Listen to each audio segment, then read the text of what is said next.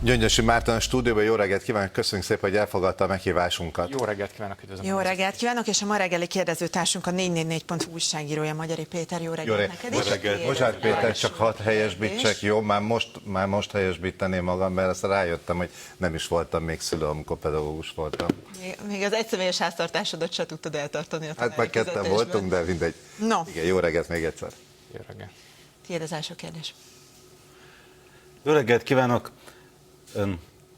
Gyöngyösi úr nagyon régóta él Nyugat-Európában, ha nem is folyamatosan, de azért rendszeresen visszajár akár a munkája, a tanulmányai, még politikai munkája előtt is kötődött Nyugat-Európához. Ahhoz a területhez, amiről Orbán Viktor azt mondta minap Tusnádfürdőn, hogy 2030-ra valami szörnyű kataklizma vár rá, eljön a nyugat alkonya, Nyugat-Európa haldoklik, civilizációs szinten, majd gazdasági szinten is. Ebből mi látszik odakintről? Aznap, amikor Orbán Viktor Tusnádfürdői beszédére kellett volna valamiféle reakciót kiizzadnom magamból, aznap jelentette be a belga kormány, hogy a nyugdíj minimumot 1500 euróra emeli fel. A flamand kormány meg bejelentette, hogy annak a jövedelme, aki Flandriában él és nem éri el a 2500 eurót, azt a flamand kormány mától kipótolja 2500 euróra. Belgiumról beszélünk, tehát még nem is a leggazdagabb és legfejlettebb nyugat-európai országról. Szerintem elég vicces megállapítás az, hogy itt bármiféle hanyatlásról beszéltünk. Természetesen a Nyugat-Európában is vannak problémák, vannak gondok, de ott ezeket kezelik, és van egy olyan pluralisztikus társadalom, amelyben ezt el is lehet beszélni, és megoldásokat lehet találni a problémákra, de én nem egészen úgy élem meg Brüsszelben, hogy Nyugat-Európa hanyatlana. Sokkal inkább úgy látom, hogy van egyfajta ilyen megoldás központú, vagy megoldás kereső társadalom, amelyik a problémákra, meg a kihívásokra igyekszik megtalálni a megfelelő megoldásokat. Mire gondol? Hát, hogyha egy problémával szembesülnek, azt próbálják nem a szőnyeg alá söpörni, hanem a média, a civil társadalom, a kormányzat segítségével. Nem csak, hogy azt hittem, hogy valami konkrétumot mond, hogy akár a rezsiárak, az energia utánpótlás megoldása. Természetesen hát minden ilyen probléma, tehát ők is például energiaválsággal küzdenek, de erre nem az a megoldás, hogy letagadjuk a problémát, hanem az, hogy elbeszéljük először is, és utána megpróbálunk partnerországokkal megoldásokat keresni a problémára. Ez zajlik Brüsszelben, ez zajlik Belgiumban, egyébként ez zajlik minden nyugat-európai országban. Magyarországon úgy látjuk, hogy egy más típusú mentalitás és megközelítés dívik az Orbán kormány időszakában. Ugye, hogyha már itt félszóval említette az energiaválság kérdését, Szijjártó Péter az ATV főmunkatársának kérdésére azt mondta, hogy ezzel kapcsolatban például Brüsszel egy ellentmondásba keveredett saját magával itt a 15%-os éves spórolás tekintetében, mert azt mondta Szijjártó, hogy ha a nyugat-európai politikai vezetők arról beszélnek, hogy ők már megoldották orosz gáz nélkül az ellátásukat, akkor miért akarnak riasztási fokozatot bevezetni, mert kevesebbet szállít a Gazprom, hogy itt egy ellentmondás van. És mit szól ahhoz, hogy azt is mondta, hogy azért nem szavaztuk meg ezt a 15%-os spórolást, mert hogy a magyar adófizetők pénzén vásárolt földgázt a magyar emberek érdekében, a magyar gazdaság érdekében kell felhasználni, és ebbe senki ne szóljon bele. Mondta ezt Szijjártó Péter, miután bevezette a vészhelyzetet és az energiavészhelyzetet, anélkül, hogy az Európai Uniót erről értesítette volna, vagy tájékoztatta volna őket arról, hogy erre miért is van szükség Magyarországon. Tehát ennyit az ellentmondásokról, meg a kormányzati kommunikációról. Az Európai Unióban természetesen mindenki tudja azt, hogy az orosz gázellátás, meg a kőolaj import az fog problémákat okozni. Tehát ezt soha senki nem tagadta, hogy Oroszország mégiscsak az egyik legnagyobb ellátója az európai energiapiacnak. Ezt senki nem tagadta idáig sem. A kérdés az, hogy az innen kieső, tehát a szankciós politikának az eredményeképpen mutatkozó hiányokat hogyan lehet pótolni. Ezt lehet alternatív energiaforrásokból és alternatív energiákkal pótolni, az Európai Unió pedig most egy héttel ezelőtt az Európai Bizottság lerakott egy tervet az asztalra, hogy ezt hogyan lehet a következő évek folyamán kipótolni az orosz gázt, hogyan lehet alternatív energiaforrásoknak a felkutatásával, amennyire csak lehet, és természetesen némi spórolással ugye a keresletet és a kínálatot összepasszintani. Az ellenzéki EP képviselő dilemmájára lennék kíváncsi. Abban a helyzetben, amikor a magyar kormány az egyetlen, amelyik kért az EU újjáépítési alapjából, de még nem kapott belőle semmit. Illetve megállapodás sincs az Európai Bizottsággal erről. Ugye az Európai Bizottság kifogása az, hogy túl magas a korrupciós kockázat Magyarországon. Ilyenkor minek drukkol egy EP képviselő, hogy a bizottság keménykedjen tovább, és ezzel kényszerítse a helyzet javítására adott esetben magyar kormányt, vagy politikai kárt okozzon a magyar kormánynak ezzel, vagy pedig adják oda a pénzt, aztán itthon majd valahogy elrendezzük. Egy magyar képviselő attól függetlenül, hogy kormánypárti vagy ellenzéki, csak annak drukkolhat, hogy az Európai Uniótól minél előbb érkezzenek meg azok a források, amelyek egyébként Magyarországnak járnának, ha betartaná Magyarország kormánya azokat a játékszabályokat, meg azokat a kereteket, ami mellett kifizetik ezeket a pénzeket. Az alapvető probléma az, hogy Magyarország a gazdaság élénkítő programból először a hitelt nem is kérte. Ugye csak most néhány héttel ezelőtt ébredt fel a kormány, hogy baj van, és jelentkezett be az egyébként nagyon-nagyon kedvező, tehát a piaci körülmények között talán legkedvezőbb hitelre, ami megközelítőleg 7 milliárd eurót tesz ki. Ez ugye Magyarországnak tavaly még nem is volt erre igénye, legalábbis az Orbán kormánynak, most erre bejelentkezett. A másik része viszont egy visszanemtérítendő támogatás, nagyjából hasonló mértékű, ehhez viszont be kellene nyújtani egy olyan programot, ami garanciákat ad az Európai Uniónak arra vonatkozóan, hogy ezeket a pénzeket nem nyúlja le az Orbán kormány. Ehhez nyilvánvalóan a közbeszerzési törvényt, szabályokat kellene átgondolni, illetve az ügyészséget kellene megerősíteni. Addig, amíg Polt Péter vezeti a magyar ügyészséget, addig az Európai Unió semmiféle garanciát nem lát arra, hogy ez megvalósuljon, és itt nem az Európai Unió gépezetében van a hiba, senki nem hiszi el azt, hogy Polt Péter azért ül ott, hogy a bűnt üldözze, az eljárásokat elindítsa, és a korrupciót azt megszüntesse Magyarországon. Ez az Európai Ügyészség. De ugye erre született az a megoldás, hogyha az ügyészség nem rendel el nyomozást, akkor a bíróság is megtehetné. Plusz ugye a 24.hu írta meg, hogy akkor újra létrejönne a korrupcióellenes munkacsoport, ami 2012 és 2014 között már működött, és az azonnali.hu úgy tudja, hogy ez már elegendőnek tűnik a megállapodáshoz itt a korrupció tekintetében.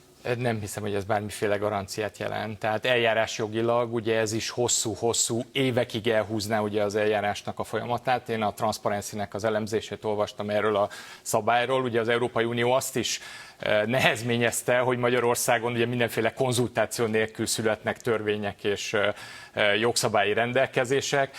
Ez a megállapítás után a kormány az másnapra bejelentett egy ilyen típusú módosítást a jelenlegi jogszabályokhoz, hogy mostantól kezdve mi lesz a büntetőjogi eljárásrend.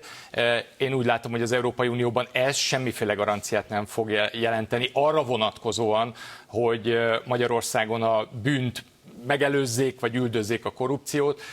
Ez ugye eljárás jogilag ugyanígy hosszú időre kitolná az összes eljárást, és például ugye behozták azt a rendelkezést, hogy most már magánszemélyek is tehetnek ugye korrupció gyanújával, vagy amikor fölmerül a korrupció, akkor esetleg magánszemélyek is tehetnek bejelentéseket, tehetnek följelentéseket, tehát szervezetek továbbra sem indíthatják el ezt az eljárást, és magánszemélyek is csak akkor, hogyha már az eljárás eljutott egy bizonyos pontig. Hát, hogyha van elegendő pénzük. Hát, ha van rá elegendő pénzük, hogy pereskedjenek mondjuk az állammal szemben. Tehát ez nyilván semmiféle garanciát nem jelent egy olyan szemlélőnek, aki mondjuk egy jogállamban nőtt fel. Elnök úr, nagyon örülünk annak, amikor ellenzéki képviselők vannak itt a stúdióban, ugye szerencsére sokszor van ilyen nap, mert amikor mindig szeretjük őket megkérdezni arról, hogy ők mit tesznek ahhoz például hozzá, vagy jónak látják el saját retorikájukat, amikor mondjuk a magyar kormány munkáját ekézik,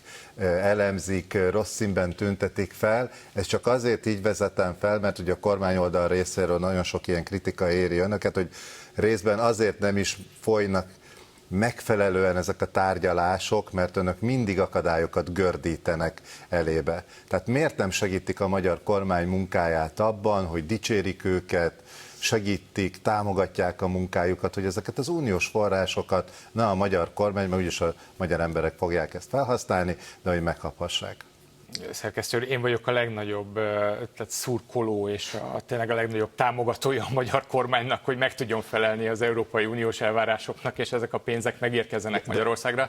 Tehát, hogyha bármiféle kérés érkezik a kormánytól, hogy én személy szerint Gyöngyösi Mártonként miben tudom támogatni és segíteni a kormányzatot, hogy ez a pénz megérkezzen, én azonnal rendelkezésre állok. Ilyen nincs, tehát sajnos ilyen megkeresés még nem érkezett. Ja, nem csak, hogy Ígérem, kommunikációban viszont sokszor ugye éppen az látható, hogy a folyamatos kritika az nem biztos, hogy segíti ennek az előmozdulását. Hát nézd, tehát azért vagyunk politikai párt, hogy az észrevételeinket megtegyük, és addig, amíg hát hogy mondjam, a kormánypárton kívül mindenki más ezt a nézőpontot osztja, az addig engem arra enged következtetni, hogy nem én megyek az országúton rossz irányba, hanem az Orbán kormány. De természetesen segítünk nekik mindent, tehát az utolsó percben is lehet észlelni, hogy mi a menetirány, és nagyon segítünk nekik az átállásban, hogyha ez szükséges. EU ellenesebb a mostani Fidesz, mint az a Jobbik, amihez még ön csatlakozott bő 10 évvel ezelőtt? Hát lényegesen, tehát azért, hogyha valaki mondjuk kormányzati pozícióból kétharmados támogatottsággal képviseli azt a fajta politikát, amit már nehéz nem úgy értelmezni, hogy az Európai Unióból hogyan kellene kisodródni, az nyilván egy sokkal nagyobb felelősséget jelent, és egy sokkal nagyobb terhet az országnak. Jobbik. Ugye név nélkül nyilatkozó jobbikos politikusok azt mondják, hogy Jakab Péter saját pártot szeretne alapítani. Van, aki úgy fogalmaz, hogy 200%, hogy ezt meg fogja csinálni, és van, aki még azt a Magyar Nemzetes Értesülést is ide köti, hogy 80 millió forintot próbált kijuttatni az utolsó pillanatokban a Jobbikból, illetve a frakció pénzekből, azok után, hogy megtudta, hogy a frakcióvezetési pozícióból is eltávolítják. Mi igaz ebből, hogy pénzt próbált kijuttatni a pártból, meg mi van akkor, hogyha tényleg egy új pártot készül létrehozni Jakab Péter? Ugye a Nép pártján mindig ezt a hashtaget meg szlogent használja mostanában. Hát ezt a hashtaget meg ezt a szlogent használja Jakab Péter, és a párt is elég régóta. Tehát ugye már a választási de most már a Jobbikot kampányban nem teszi ő mellé?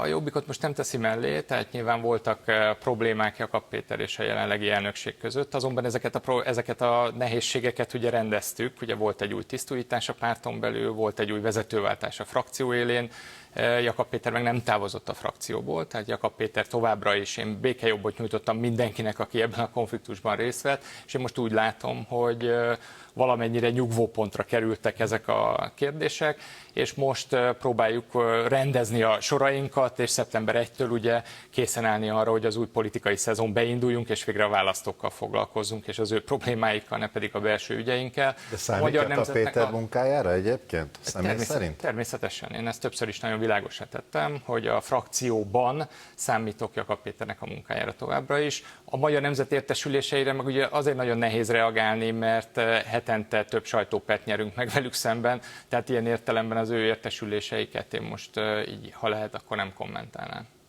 Úgy döntött a parlament, hogy egy időben tartják legközelebb az önkormányzati választást és az EP választást. Az ellenzék úgy készült eddig, hogy az önkormányzatin lesznek közös jelöltek, az EP-n viszont mindenki külön indul egymás ellen. Ez az időpont összevonás, ez módosíthatja ezt a stratégiát? Valóban ez az időpont összevonás, ez ugye egy nagyon érdekes helyzet elé állítja az ellenzéket. Ugye tudjuk jól, hogy ezeket az időpontokat meg szabályokat nem véletlenül hozza a Fidesz, ugye az ilyen kellemetlen helyzeteknek az előállítására. Egy önkormányzati választás során ugye mindig is volt együttműködés, tehát ott az alapvetően a személyekről szól, az önkormányzati politika, az önkormányzati választások azok egy egész más logikára épülnek fel, mint az összes többi választás. Tehát a logóknak a csereberéje, pártoknak a együttműködése, különböző jelöltek támogatására, ez mindig is az önkormányzati választásoknak a jellemzője volt. Ez természetesen most is így lesz.